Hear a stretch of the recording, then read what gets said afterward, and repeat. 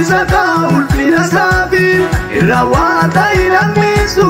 isa dubbate sannaafi guyyaa isaa dhufee hojjeta isa ulfina saafi irraawwata hidhammisu isa dubbate sannaafi irraawwata hidhammisu isa dubbate sannaafi irraawwata hidhammisu isa dubbate sannaafi irraawwata hidhammisu isa dubbate sannaafi irraawwata hidhammisu isa dubbate sannaafi.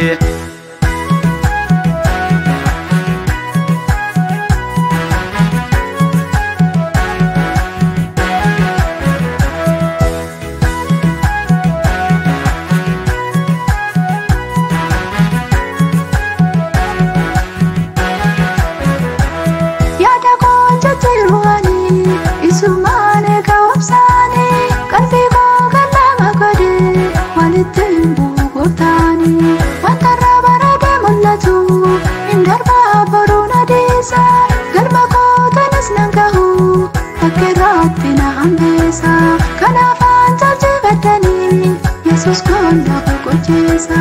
yada konja jirwani isumane kawapsani kalbi ko galama kode walitembu gotani watara barade mullatu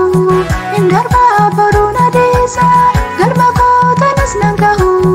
fakiratina ambesa kana fanta jibadani Yesus konda kokochesa jarjare mani pandema Sana jika goptako arifat dememeti kaninga hudo kayoko namnop sangko payakato umpaun bina fudata isami mani pajase okol pagam machuna mata guyyaa isaa dhufee hojjeta isa ulfina saafi irraawwata hidhammisu isa dubbate sannaafi guyyaa isaa dhufee hojjeta isa ulfina saafi irraawwata hidhammisu isa dubbate sannaafi.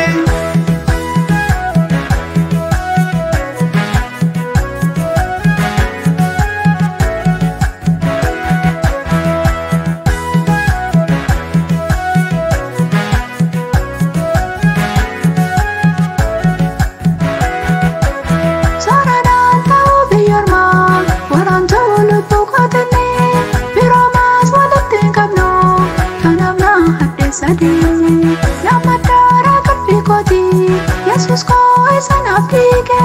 isa napal menaflone ijaksa dina kodike napar pada hambarako isa tidak kundayike soranan tau biyorma waran tolu pukotene biromas walut tingkapno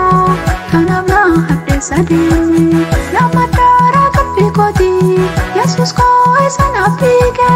isa napal menaflone ijaksa dina kodike napar pada hambarako isa tidak kundayike jarjare mani pandema obsana jika goptako arifat dememeti kaninga hudo kayoko namnop sangko payakato umpaun bina fudata isami mani pajase okol pagam machuna mata guyyaa isaa dhufee hojjeta isa ulfina saafi irraawwata hidhammisu isa dubbate sannaafi guyyaa isaa dhufee hojjeta isa ulfina saafi irraawwata hidhammisu isa dubbate sannaafi irraawwata hidhammisu isa dubbate sannaafi irraawwata hidhammisu isa dubbate sannaafi irraawwata hidhammisu isa dubbate sannaafi irraawwata hidhammisu isa dubbate sannaafi jalalle duka ko Yesus atamala natti manne kunusi tasina kese gopta ko tinandakale akka kete kanaftae wakka ko alin argine yero hundum tunadise gopta ko tinanufile jalalle duka ko Yesus atamala natti manne kunusi tasina kese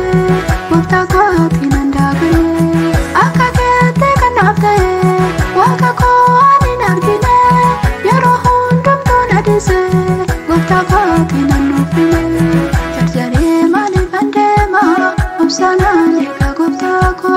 Arrivate deemamete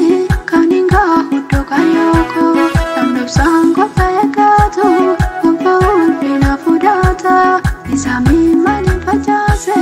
okkolfa gammachuun hammaata. Guyyaa isaa dhufee hojjeta isa ta'a ulfina saafi irra waanta hidhamnisu isa dubbate sannaafi. Guyyaa isaa dhufee hojjeta isa ta'a ulfina saafi irra waanta hidhamnisu isa dubbate sannaafi.